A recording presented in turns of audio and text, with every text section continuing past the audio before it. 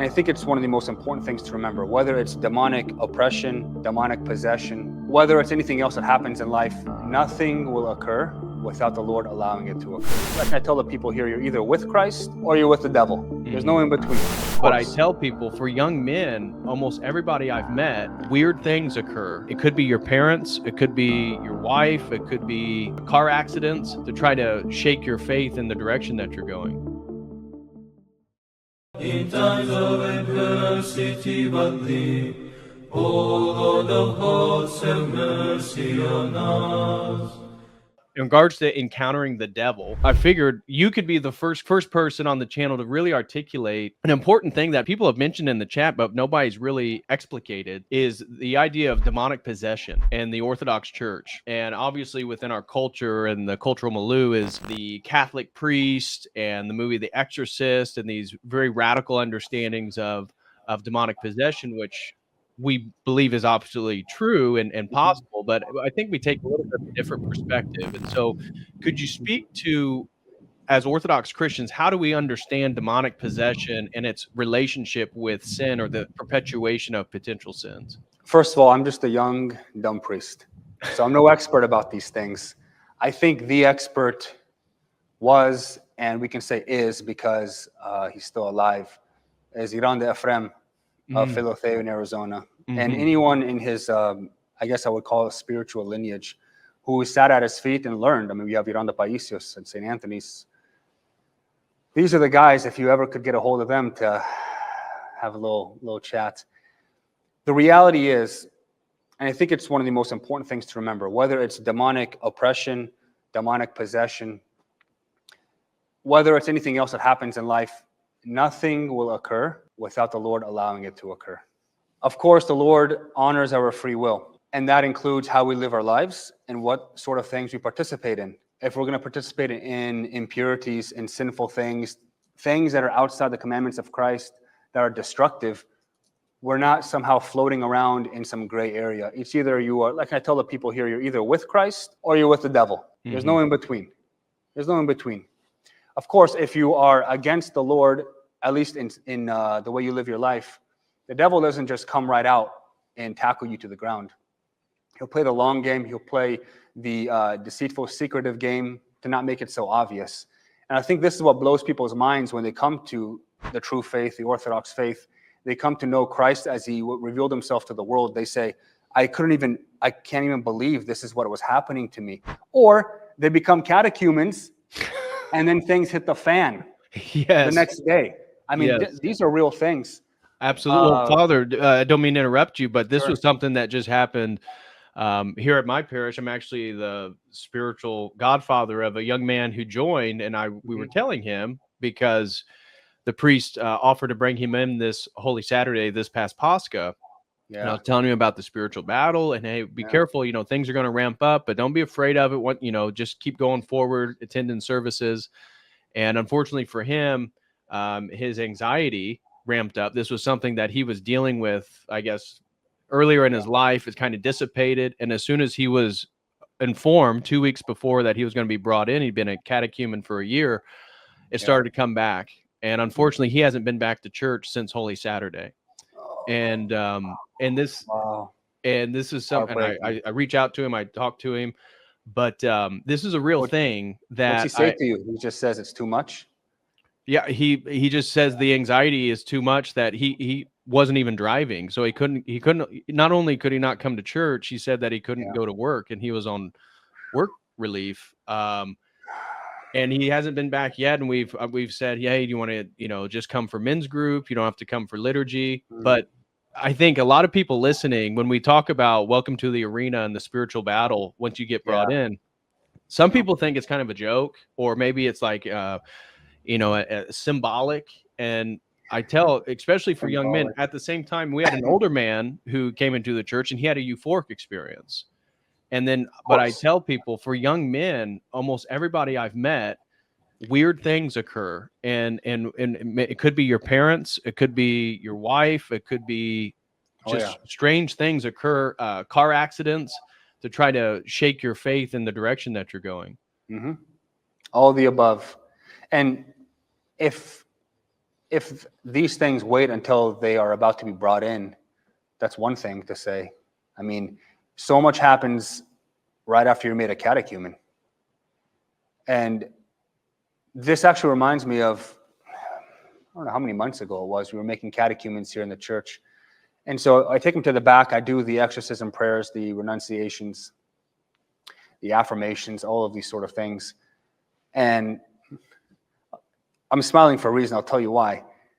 I'm doing these prayers of exorcism. I can't remember how many catechumens there were, maybe 3 or 4. I mean, people being made catechumens all in a row back there.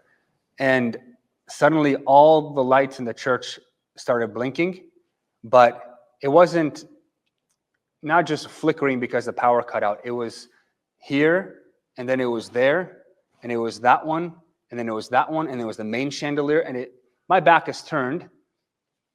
I don't stop the prayers, but I'm thinking, which one of my kids is messing with the remote right now?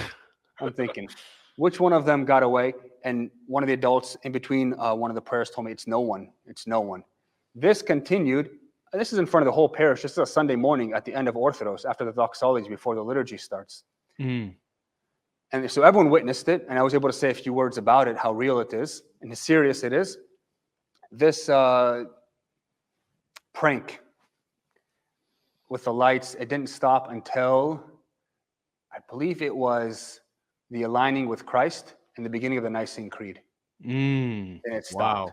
So from the beginning all the way through that, on and off. It was pretty, I mean, it's the real deal. It's serious business. Right. And we explained to people, like we were speaking about demonic possession, demonic oppression, there are things that happen in our life, whether we participated in it or not, or whether it's our family that does. And there are so many stories of people, and I think you know this, that suffer because of family and friends and the environment they grew up in. Of course, there is trauma, there's abuse, there's spiritual trauma, and there's spiritual abuse. And people carry this throughout their entire lives, scarred and wounded and impacted, and the demons can follow them. The demons latch onto them. This is why it's so important to have these prayers of exorcism for the catechumens, to help them be rid of these things. And we see this in the life of the church, in the lives of the saints. In the life of St. Nectarios of Aegina, I always come back to this. It was this first Orthodox book I was given and I read. It was, in fact, before I even met my spiritual father. And I was about 21 years old.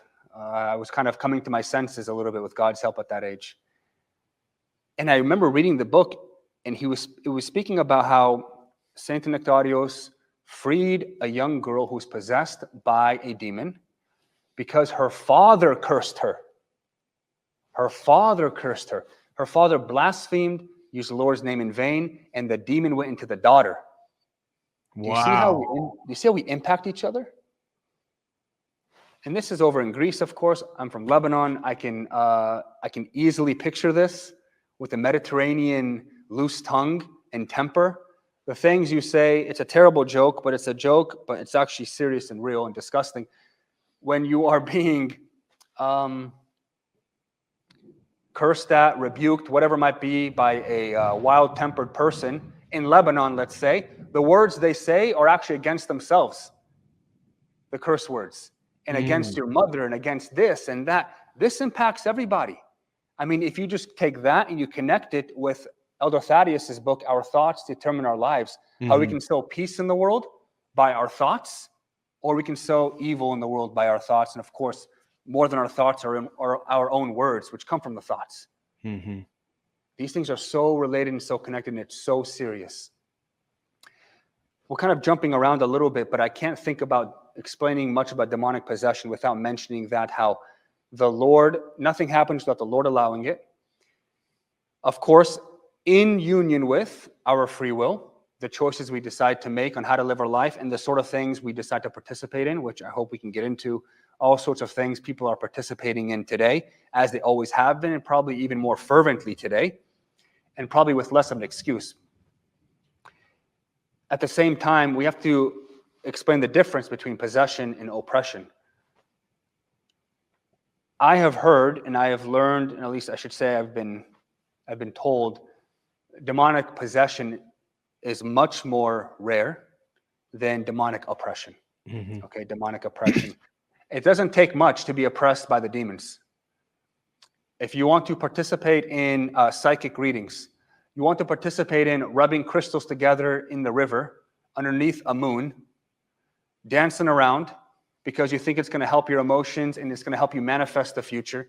If you want to begin to communicate as if this is your best made-up friend with your spirit guide, and you want to begin to make decisions based on that, what do you think is going to happen to you? What do you think is going to happen to you when you come to the knowledge of the truth and you begin to learn about Christ, who is the only way to the Father, who is the resurrection, who is the life? What do you think is going to happen? The demon's going to let you go and run off? Not at all. The oppression will begin to be manifested. You might have been oppressed already this whole time, but they stayed in the back. They left you alone. What do they care? You're howling at the moon with your sisters out in the lawn. Right. What do they care? They already got you. They already got you. And this is why the catechumenate, this is why it's so significant, so important. This is why the baptism is so important. This is why someone coming into the church, even into the temple, is so important, because now the demons become afraid.